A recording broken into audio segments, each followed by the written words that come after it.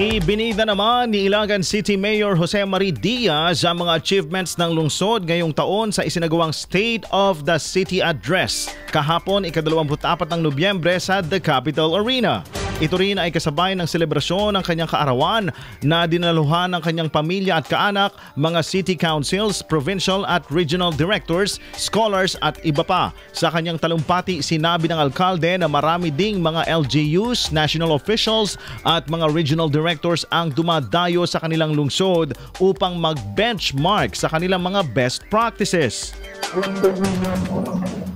Napakarami na po ang organisations, ambassadors, mga ibang bansa, LGUs tulad ng Puerto Princesa, LGUs ng Cordillera, Tacloban, Tuguegarao, at marami pa pong mga LGUs at marami pang iba, national officials and regional directors ng iba't ibang ahensya tulad ng DA at POT ang dumadayo sa ating syudad para mag-benchmarking sa ating best practices. We never fail to amaze and inspire them kung paano natin nagawang makapagpatayo at makapagpanatili ng sarili nating mga hospital, city hotel, capital arena, ang ating ekonomiya, pati ba rin ang iba't ibang nating programs and projects. Binigyang din rin nito na mula sa pagiging third poorest city noong 2012 na may total assets na 500 million pesos ngayong taon ay naabot na ng Ilagan ang top 49 sa wealthiest city sa bansa kung saan umabot na sa 9.5 million pesos ang kanilang kabuuang assets. Because before all these developments, we were just a struggling municipality. Alam niyo po yan. Nagsimula tayo sa walang-wala.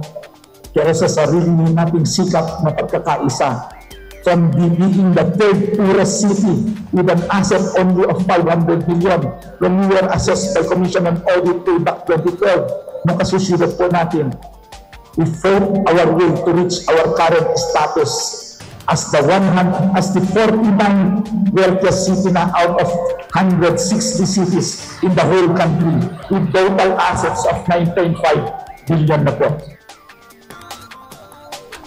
Ibinida rin ni Diaz ang completed infrastructures tulad ng I-Corn Complex, San Antonio City of Ilagan Hospital, CIMC Medical Arts habang patuloy naman ang konstruksyon sa mga karagdagang housing units, City Hotel Building Annex, San Antonio at Marana Public Market, Infectious and Contagious Disease Building at City of Ilagan College.